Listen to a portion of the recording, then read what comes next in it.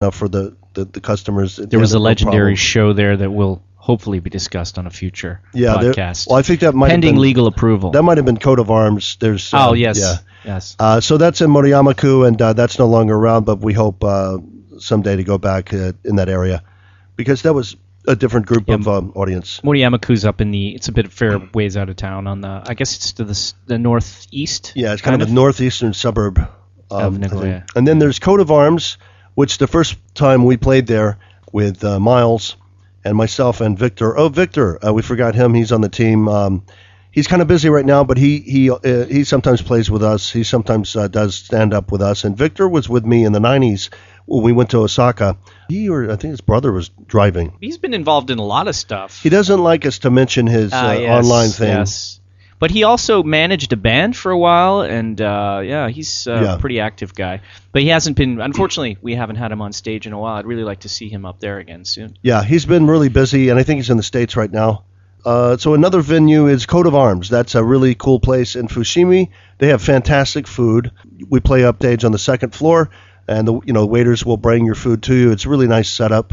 We do really well there. We sold out a snowstorm there. It's like for us, it's a very small venue. It's standing room only. I think great crowd and they've always been very nice to us. So that's Coat of Arms. I recommend their food. This is one of Miles' things that he was on the first show. He was we were there with some musicians, and the musician that invited us, who shall remain nameless because he's a friend of ours, Miles just made fun of him. He has to pay to be mentioned. What we figured out is the folk singers don't get comedy.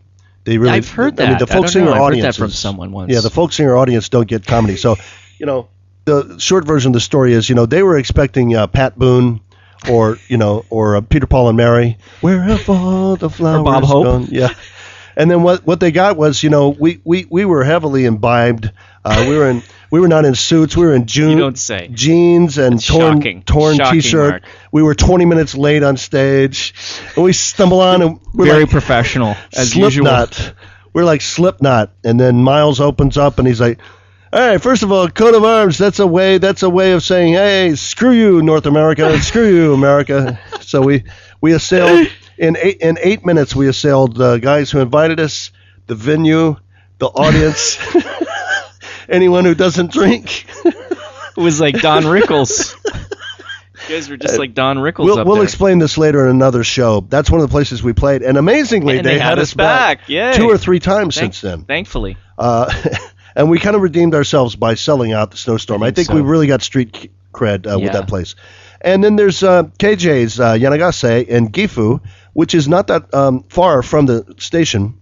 It's about a 10-minute walk, I guess. It's a great place. Food is good, and the stage is really nice, really cool, and the owner couldn't be a nicer guy. Very nice guy. Guy named, I don't think he would mind, his name is John Tanton.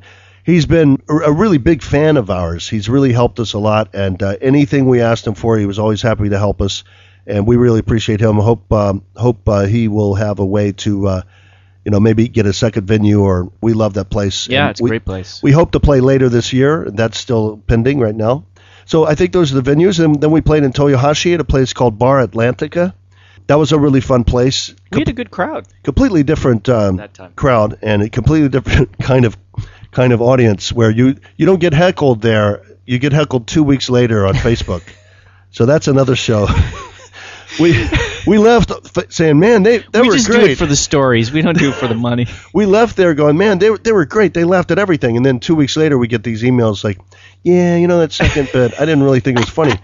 Well, remember when I asked you that night? You could remember the jokes. So, if you could remember what wasn't funny, it must have been, at least it was memorable. So we played there 2 or 3 times. I think we might have to wrap this up and continue in a second in the next episode. So those are our venues. In the next episode, we'll probably talk about our upcoming show. That is going to be at GC Live Friday, September 29th. Starts at 9 p.m. Tickets, you could go. Next episode, we're going to have to talk about how to get in touch with us. But our Facebook page is Nagoya Comedy Facebook page. We need to close this out. Also, just to get a final plug in, we also have a web page. It's not very developed yet, but nagoyacomedy.com. You can check that out as well. Thanks for listening. This has been Talk Funny. I've been Mark Bailey. He's been Mike Miller, and we will talk to you soon.